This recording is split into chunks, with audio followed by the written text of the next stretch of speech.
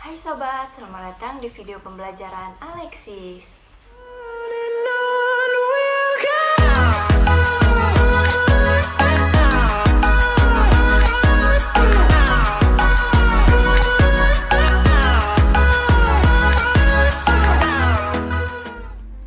Sobat belajar, kira-kira apa sih yang ada di benak kalian saat mendengar kata revolusi Tiongkok?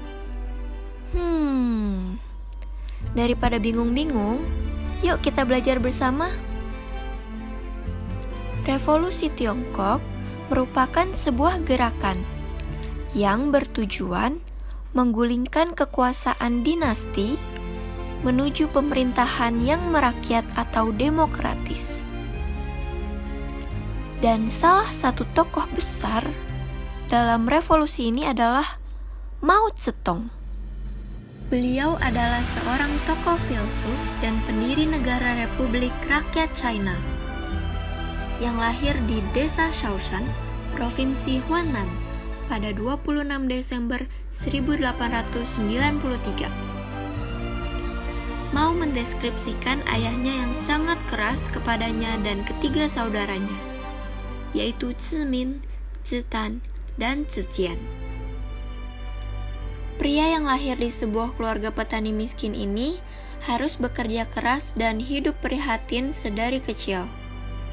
Mao dikirim di SD Shaoshan untuk mempelajari Konfusianisme. Dia mengaku tak begitu menyukai naskah klasik China. Tetapi pada usia 13 tahun, ayahnya menyuruhnya berhenti bersekolah untuk dinikahkan dengan gadis 17 tahun bernama Luo Yixu. Mao memberontak hingga nekat kabur dari rumah untuk melanjutkan pendidikannya di SMP Tongshan. Beliau mengikuti ujian negara yang pada saat itu mulai menghapus paham-paham Konfusianisme lama dan digantikan oleh pendidikan gaya barat. Hal ini menandakan permulaan ketidakpastian intelektual di China. Pada tahun 1911, Mao Zedong terlibat dalam revolusi Xinhai yang merupakan revolusi melawan dinasti Qing,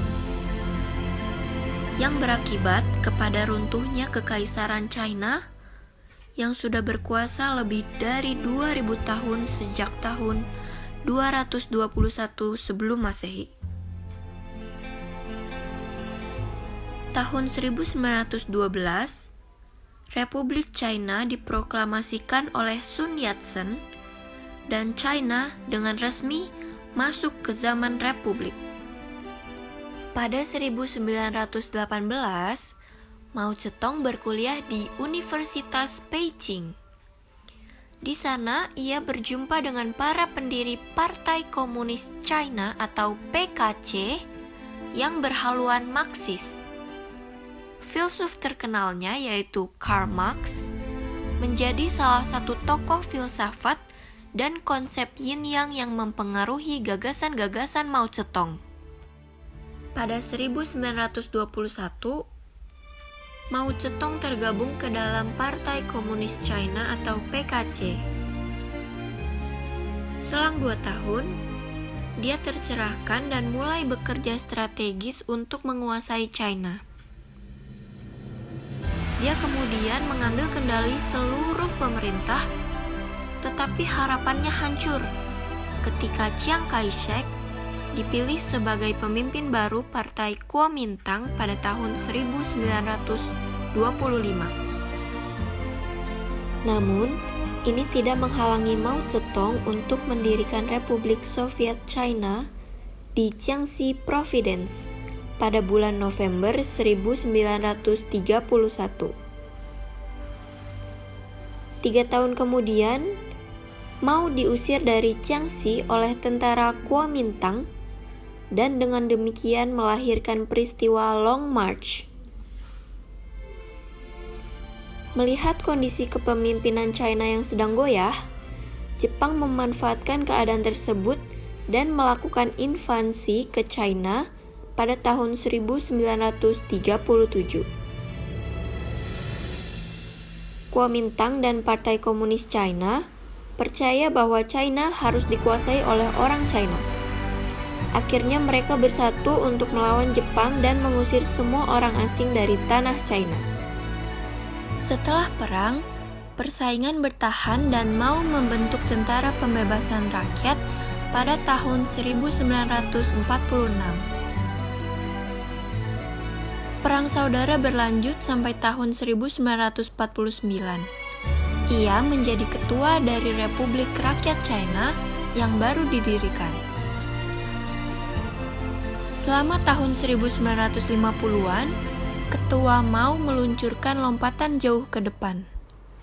Ini merupakan sebuah kampanye untuk meningkatkan produksi industri dengan memobilisasi tenaga kerja China yang sangat besar ke dalam komunitas masyarakat pedesaan. Bahkan setelah pensiun sebagai ketua republik, beliau terus mempengaruhi kebijakan sebagai ketua Partai Komunis. Lalu, ada revolusi kebudayaan yang diluncurkan oleh Mao Zedong pada 1966. Di sini, sekolah dan perguruan tinggi ditutup dan para siswa bergabung dengan pengawal merah dalam perang salib ideologis. Hal ini menyebabkan banyak pejabat kehilangan pekerjaan, disiksa, dan juga dibunuh. Setelah itu, Mao Zedong semakin jarang terlihat di hadapan publik. Dikabarkan kondisi kesehatannya semakin menurun selama beberapa tahun belakangan. Mao Zedong menghembuskan nafas terakhirnya pada 9 September 1976 akibat serangan jantung.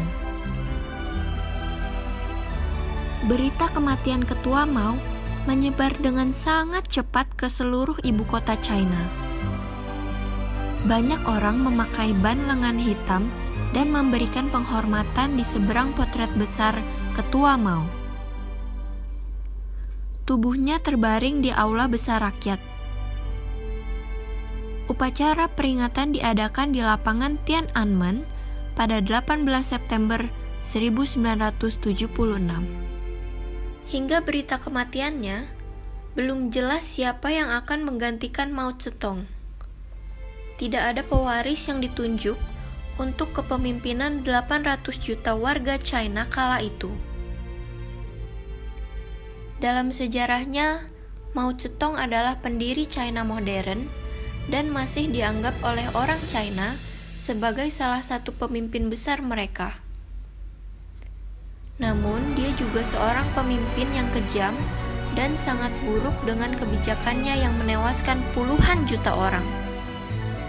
Seperti halnya kebijakan yang dibuat Mao Zedong, yaitu lompatan jauh ke depan atau Great Leap Forward, dari pertanian kolektif dan industrialisasi yang pesat menyebabkan kelaparan nasional sehingga menewaskan hampir 35 juta orang.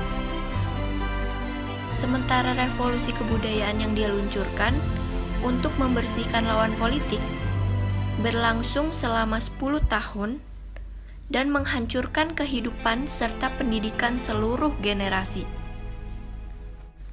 Kematiannya meninggalkan kekosongan kekuasaan di China. Namun, Deng Xiaoping muncul sebagai pemimpin baru China pada 1978.